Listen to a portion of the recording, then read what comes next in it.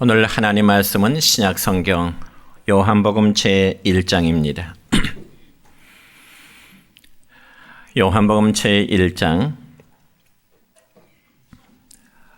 9절부터 14절까지입니다. 9절부터 14절까지 제가 봉독해 드립니다.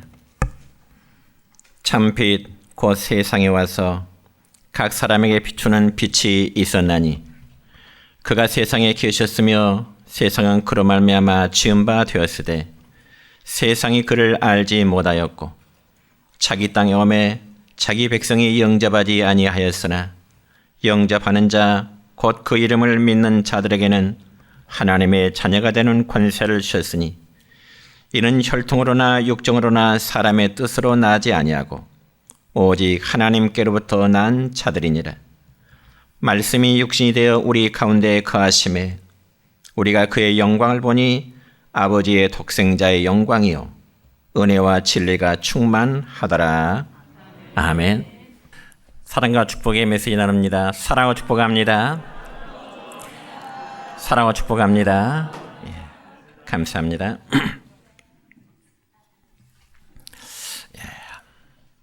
오늘은 신약성경 요한복음 제1장 9절부터 14절에 있는 말씀을 중심해서 왜 육신을 입고 오셨을까라는 제목으로 말씀을 선포하고자 합니다. 여러분, 사람이라면 어느 누구나 자신의 신분에 따라 행동을 하고자 하는 것이 아마 일반적인 경우일 것입니다. 예를 들어 일국의 대통령은 대통령의 신분에 따라 그에 합당한 행동을 해야 되고 반면에 일반 국민은 국민으로서 평범한 일상생활을 하면 되는 것입니다. 그러니까 사람이 자신의 신분에 따라 합당한 행동을 하게 된다는 것은 지극히 정상적인 일입니다. 그런데 옛날에는 왕들이 종종 백성들의 생활을 살피기 위해서 왕복 대신에 누더기 옷을 입고 그리고 백성들의 생활 속에 들어가 그들의 삶을 살피기도 했습니다. 소위 아멘 감찰이라고 하는 거죠. 그래서 왕이 어느 집에 누더기 옷을 입고 들어갔다가 먹을 것을 요구했지만은 오히려 문전박대를 당한 경우도 있었고요. 때로는 어느 집에 들어가서 하룻밤 묵고 가고자 방을 요구했다가 오히려 쫓겨나는 경우도 있었습니다. 왜냐하면 사람은 외모를 보고 판단하고자 하는 그러한 의식이 있기 때문에 그렇습니다. 그런데 만약 왕이 실제로 왕복을 입고 백성들에게 찾아갔다면 아마 백성들은 왕을 어떻게 대우할까요? 아마 최고의 정성을 다해서 왕을 영접하며 아마 대우하게 될 것입니다. 그렇지만 그와 같은 경우가 2000년 전 저 이스라엘 나라 베들레헴에서 그와 같은 경우가 있었습니다. 여러분, 하나님께서는 이 세상의 왕으로 그리고 죄인들을 구원하시고자 하는 메시아로 예수 그리스도를 우리에게 선물로 보내주셨습니다. 그래서 그분은 분명히 왕으로 이스라엘 땅 베들레헴으로 오시게 되는 겁니다. 그렇지만 모든 사람들은 하나님께서 보내신 예수님이 그들이 자신들의 왕이라는 사실을 알지 못했습니다. 그러다 보니 그들이 예수님을 영접하지도 않게 된 것입니다.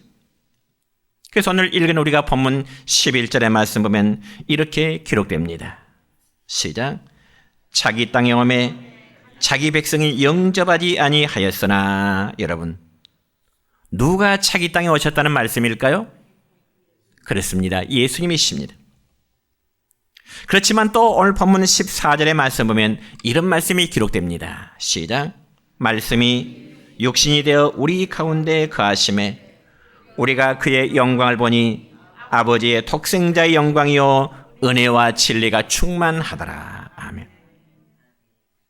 그러니까 말씀으로 계셨던 예수님이 이 세상에 육신의 몸을 입으시고 탄생하실 때 자기 백성들은 왕으로 오신 예수님을 영접하지 않았지만은 그분은 아버지의 독생자의 영광이요 은혜와 진리가 충만하신 분이라고 요한 사도는 기록하고 있습니다. 여러분, 말씀으로 계셨던 예수님이 사람의 몸을 입으시고 이 세상에 오심의 사건이야말로 한마디로 천지개벽할 사건입니다. 여러분 생각해 보세요.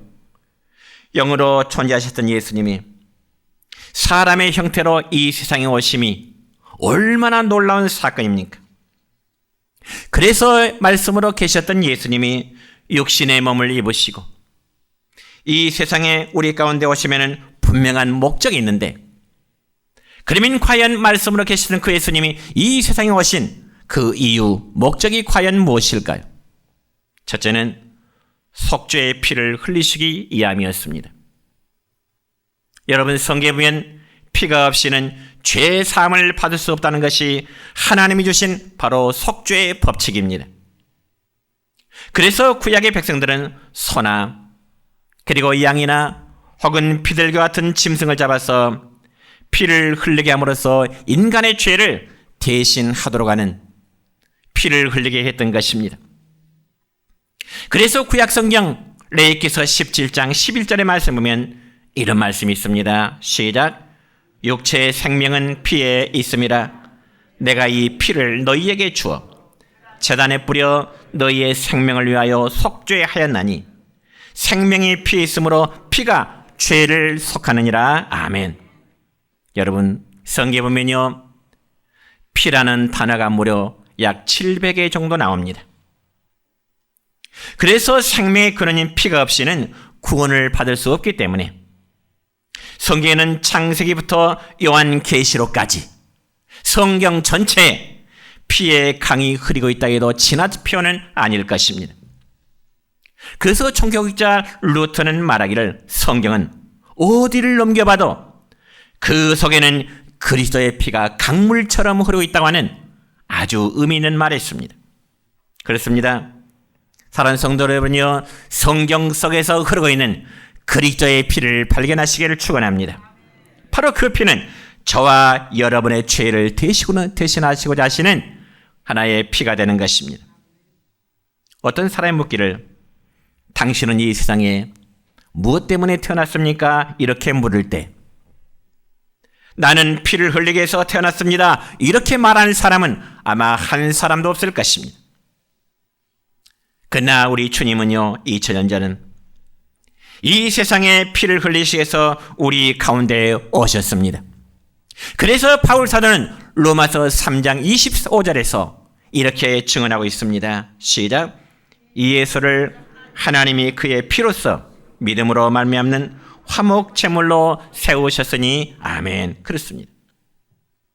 그렇지만 여러분, 하나님의 독생자이신 예수님이 육신의 몸을 갖추시고 이 세상에 오심은 그의 아버지 요셉과 그의 어머니 마리아의 결혼 관계 속을 통해서 예수님이 오심은 결코 아닌 것입니다. 다시 말씀드려서 예수님의 탄생은 바로 인간의 탄생 과정처럼 부정모혈의 관계로 오심이 아니라는 사실입니다.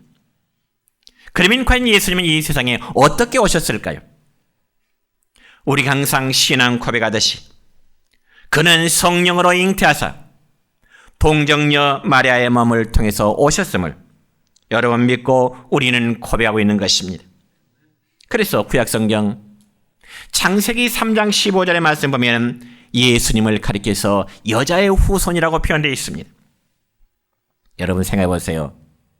남녀간 부부간의 관계를 통해서 자식을 낳으면 히브리인들의 문화나 그리고 우리나라의 문화는 역시 남자의 자식이라는 개념으로 이해를 합니다. 그리고 그 자식도 남자 아버지의 성을 쓰게 되는 거죠.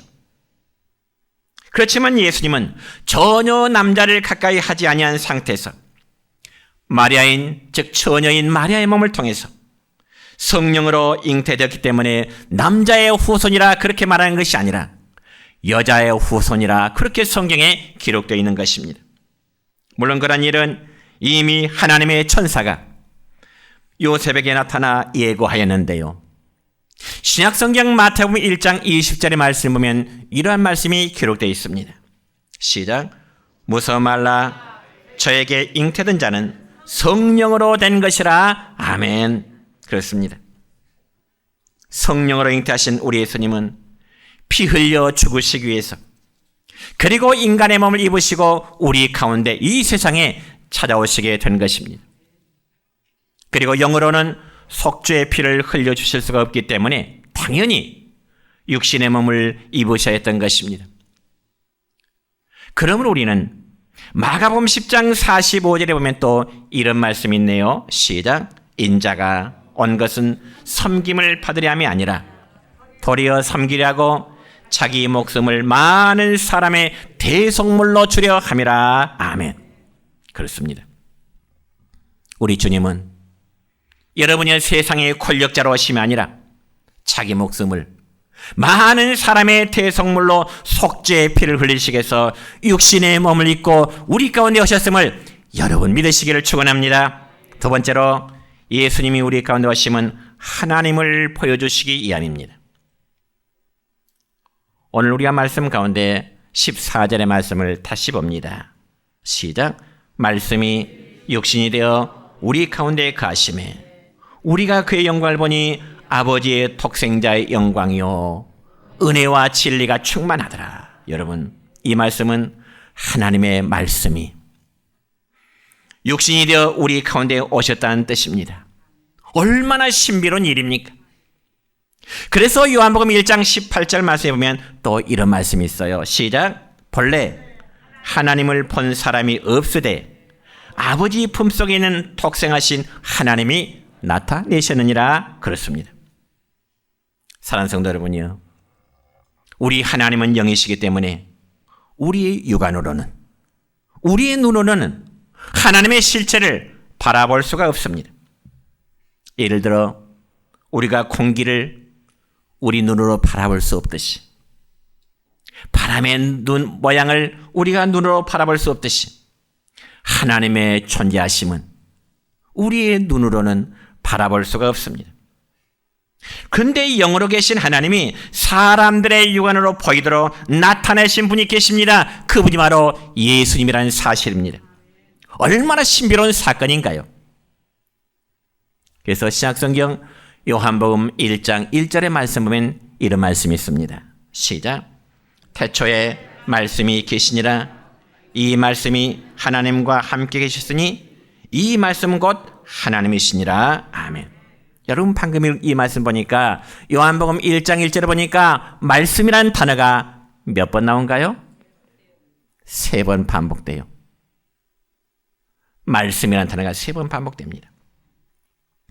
그러면 이 말씀이 뭐죠? 하나님의 아들 예수 그리스도십니다. 예를 들어 제가 제 머릿속이나 마음속에 어떤 생각과 어떤 사상을 가지고 있다면 여러분이 제 생각과 사상을 알 수 있을까요? 몰라요. 제가 표현하지 않는 이상 여러분은 저의 마음과 저의 사상을 절대 알 수 없습니다. 그런데 알 수 있는 방법이 있습니다. 그게 뭐냐면은 제가 말이나 혹은 글로 표현할 때 여러분은 저의 생각이나 저의 사상이 무엇인가를 알 수 있게 될 것입니다. 그와 마찬가지로 하나님도 하나님 자신의 모습을 나타내시기 위해서 말씀이 육신을 입으시고 이 세상에 오신 것입니다. 이처럼 하나님이 자신의 모습을 보여주시기 위하여 예수님 모습으로 이 땅에 오심을 가리켜서 우리는 통상 도성인신하셨다, 영어로 인카네이션 하셨다, 이렇게 표현하고 있습니다. 그리고 우리는 그날을, 이날을 성탄절이라 그렇게 지키고 있습니다. 그러니까 예수님은 사람의 몸을 갖추시고 우리 가운데 오셨지만은 그분의 본체는 분명한 하나님이십니다. 예를 들어 여러분 앞에서 설명드렸지만은 왕이 왕복을 입고 벗고 누더기 옷을 입었다고 해서 그의 존재가 왕이 될 수 없을까요? 결코 그렇지 않습니다. 왕이 어떠한 옷을 입었다 할지라도 그의 본체는 왕이듯이 우리 예수님이 비록 사람의 몸을 갖추셨지만 그의 본체는 역시 하나님이시라는 사실입니다. 여러분이 이 점에 대해서 신약성경 빌립보서 2장 6절부터 8절까지의 말씀을 보면 이런 말씀이 기록됩니다. 시작. 그는 근본 하나님의 본체시나 오히려 자기를 비어 종의 형체를 가지사 사람들과 같이 되셨고 사람의 모양으로 나타나사 자기를 낮추시고 죽기까지 복종하셨으니 아멘. 이 말씀 보면 예수님이 비록 사람의 모습으로 우리 가운데 오셨지만은 그분의 본체는 누구시라고요? 하나님이시라고요. 여러분 믿으시기 바랍니다. 그래서 여기 예수님께서 하나님의 본체란 말은 인간의 몸을 입으신 예수님이 하나님과 분리된 상태가 아니라 하나님께 속한 하나님의 본질을 소유하고 있다는 사실입니다. 오늘 설교 속에 이 말씀이 가장 중요합니다. 어려운 말 같지만은 다시 한번 강조합니다. 예수님이 하나님의 본체라는 말은 인간의 몸을 입으신 예수님이 하나님과 분리된 상태가 아니라 하나님께 속한 하나님의 본질을 가지고 계신다는 거예요. 그래서 신약성경 요한복음 17장 15절의 말씀, 요한복음 17장 5절의 말씀 보면 주님은 이런 말씀하십니다. 시작. 아버지여, 창세전에 내가 아버지와 함께 가졌던 영화로서 지금도 아버지와 함께 나를 영화롭게 하옵소서. 아멘. 그러니까 예수님은 이 세상이 창조되기 전부터 삼위일체 한 분으로 계셨다는 사실을 언급하는 것입니다. 그래서 한때는 예수님의 부활을 믿지 못하겠다고 고집부리던 제자 토마가 부활하신 예수님 만난 후에 이 토마가 예수님에게 이런 고백을 하게 됩니다. 요한복음 20장 28절에 보면 이렇게 고백해요. 뭐라고요? 시작. 토마가 대답해 이르되 나의 주님이시여 나의 하나님이시니라. My Lord, my God. 나의 주님이시여 나의 하나님이십니다. 그자 그때 예수님은 빌립에게 어떤 답변을 주실까요? 요한복음 14장 9절이네요. 시작. 빌립아, 나를 본 자는 아버지를 보았거늘 어찌하여 아버지를 보이라느냐? 그렇습니다. 그러니까 보이지 않던 하나님을 보여주기 위해서 하나님이 육신을 입고 오신 것입니다. 그분이 바로 누구시라고요? 예수님이십니다. 그리고 세 번째로 예수님이 우리 가운데 오신 목적은 우리를 대신하여 죽음을 정복하시기 위함인 것입니다. 여러분, 인간들이 가장 무섭고 가장 두려워하는 것이라면 과연 무엇일까요? 아마 역시 죽음이라고 말할 것입니다. 그래서 죽음 앞에 모든 사람은 두려워할 수밖에 없는 것입니다. 그럼 왜 사람들이 이 죽음 앞에 두려워할까요? 그건 바로 하나님 앞에서의 심판이 있기 때문에 그렇습니다. 여러분요, 하나님의 심판은요, 영벌 아니면 영생이라고 하는 분명한 두 가지의 갈림길이 있습니다. 다시 말씀드려서 그 갈림길은 지옥 아니면 천국이라는 사실입니다. 그렇지만 예수님은 이 죽음의 문제를 해결하고 우리에게 부활과 영생을 주시기 위해서 사람의 몸을 입으시고 오셨다는 사실입니다. 그러므로 창조주 하나님이 인간의 모습을 입고 이 땅에 오신 것은 하나님이 하나님 되시기를 포기하신 위대한 사건이라 아마 저는 그렇게 한번 표현해보고 싶습니다. 그리고 인간이 자신을 포기할 수 있는 최고의 행동은 죽음인데요. 우리 주님은 자신을 죽음에 내어주신 분이십니다. 그렇지만 예수님의 죽음은 죽음 그 자체로 끝나는 것이 아니고 다시금 그 죽음을 정복하셨습니다. 그래서 죽음 가운데 주님은 다시금 부활하시게 된 거죠. 이처럼 아담 한 사람의 범죄로 말미암아 온 인류에게 죄와 벌이 임했지만 우리 예수님 한 분이 인류를 대신하여 사망과 권세를 이기고 부활하심으로 주님은 죽음을 정복하시게 된 것입니다. 그러니 우리는 그를 믿는 자마다 멸망하지 않고 영생을 하여 장차 영원한 부활을 얻게 됨을 여러분 믿으시기를 축원합니다. 그리고 예수님은 죽음의 종노릇하며 죽기를 무서워하는 인간들을 그래서 죽음에서 해방시켜 영생과 부활을 주시려고 인간의 몸을 입으시고 우리 가운데 오셨습니다. 그러면 이제 우리는 예수님을 믿는 자마다 멸망하지 않고 영생을 얻으며 또한 생명의 부활을 얻게 됨을 여러분 믿으시기 바랍니다. 참으로 예수님 자신은 몸소 죽임을 당하시고 부활하심으로 모든 사람들이 두려워하는 그 죽음의 문제를 정복하시고 해결하신 분이십니다. 그래서 우리는 로마서 10장 9절부터 10절까지의 말씀을 보면 너무 훌륭한, 너무 위대한 말씀이 있는데요. 함께 읽습니다. 네가 만일 내 입으로 예수를 주로 시인하며 또 하나님께서 그를 죽은 자 가운데서 살리신 것을 내 마음에 믿으면 구원을 받으리라. 사람이 마음으로 믿어 입으로 시인하여 구원에 이르느니라. 아멘. 여러분, 죽은 자 가운데서 다시 살아나신 예수님을 구주로 믿고 입으로 시인하면, 입으로 고백하면 그 사람은 영생과 부활 장차 얻게 됨을 여러분 확실히 믿기를 축원합니다. 그러니 예수님은 죽음의 문제를 해결하시기 위해서 죽음을 맛보시고 부활하시게 된 거죠. 마지막 네 번째로 예수님이 우리 가운데 오심은 우리와 함께 하시기 위함인 것입니다. 여러분, 마태복음 1장 23절의 말씀 볼까요? 이런 말씀이 있네요. 시작. 보라, 처녀가 잉태하여 아들을 낳을 것이요 그 이름은 임마누엘이라 하리라 하셨으니 이를 번역한 즉 하나님이 우리와 함께 계시다 하리라. 아미라. 여러분, 예수님의 또 다른 이름은요 뭘까요? 임마누엘. 예수님의 또 다른 이름 뭘까요? 임마누엘. 임마누엘이라는 뜻이 의미가 뭘까요? 하나님이 우리와 함께 하신다는 뜻입니다. 그렇습니다. 하나님이 지금 저와 우리 여러분에게 함께 있다는 사실이 얼마나 귀한 일입니까? 지금 이곳 하나님이신 우리 주님은 우리의 예배를 받고 계심을 여러분 믿으시기 바랍니다. 물론 이 말씀은 주님께서 부활하시고 그리고 승천하시기 전에 살아있는 제자들에게 주신 말씀인데, 임마누엘 이 말씀과 유사한 말씀이 바로 신약성경 마태복음 28장 20절에 기록된 말씀이에요. 시작. 볼지어다 내가 세상 끝날까지 너희와 항상 함께 있으리라. 아멘. 세상 끝날까지 누구와? 세상 끝날까지 누구와? 나와.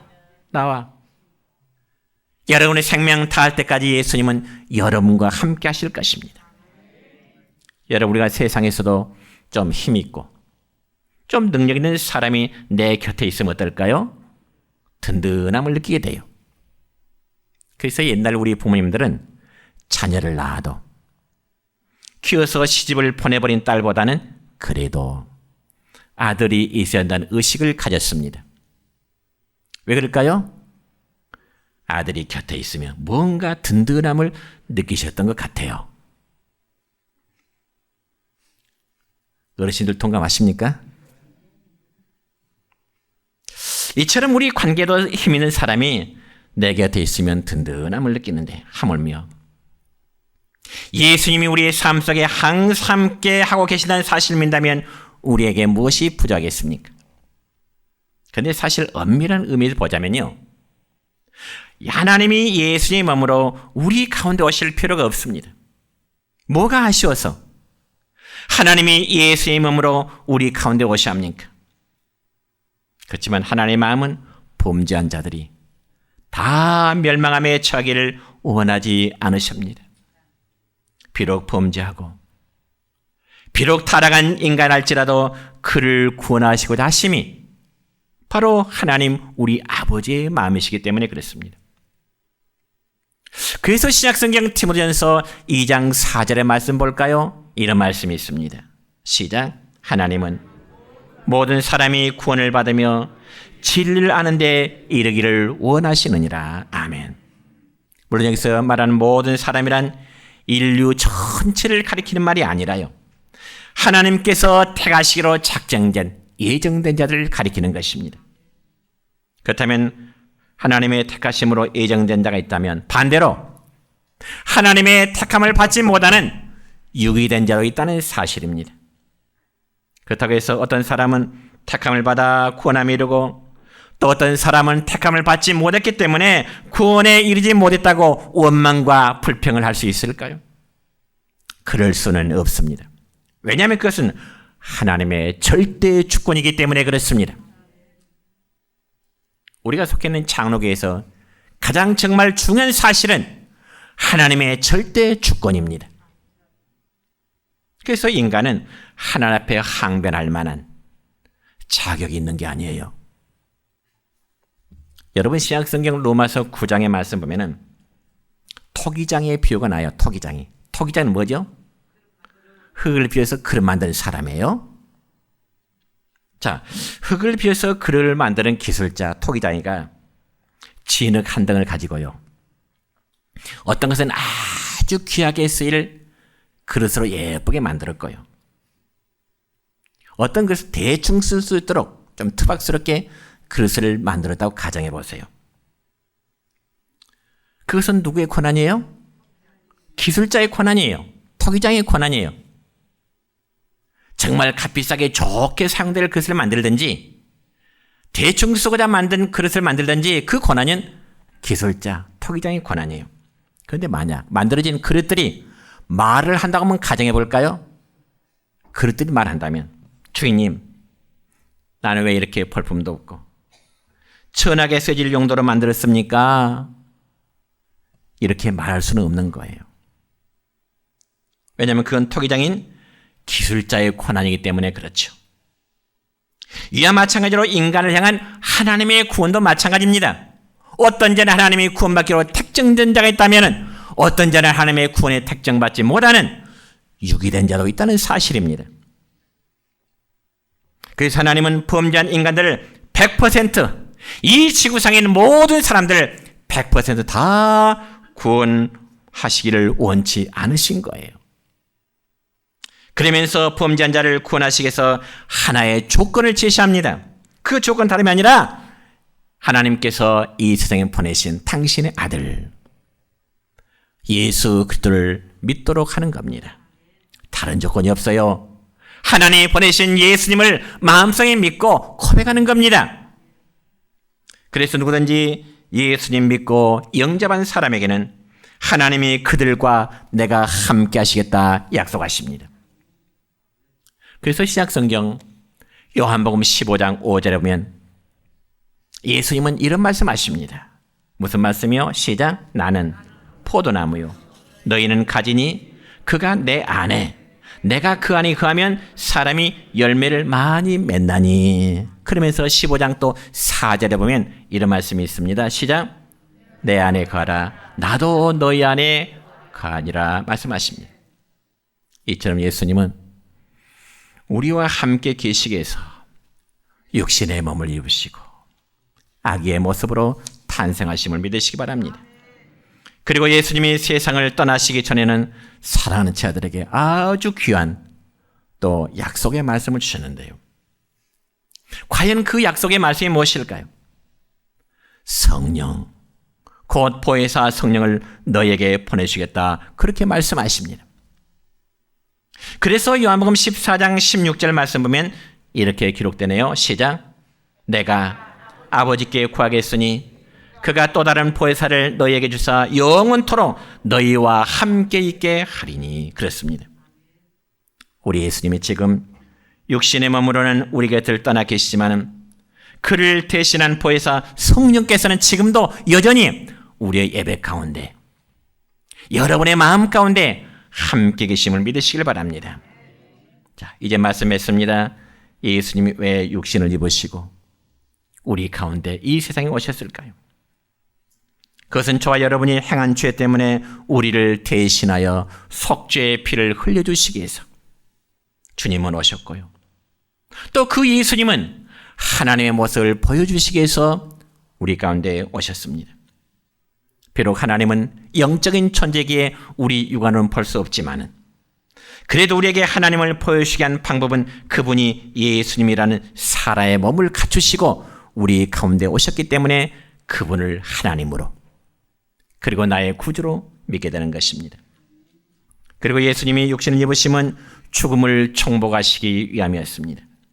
주님은 죽음의 권세를 깨뜨리시고 부활하시고 마지막으로 그를 믿는 모든 성도들과 영원토록 함께 하시기 위함인 것입니다. 오늘 성탄의 기쁨이 여러분의 가정 위에 함께 하시기를 주님의 이름으로 축원합니다.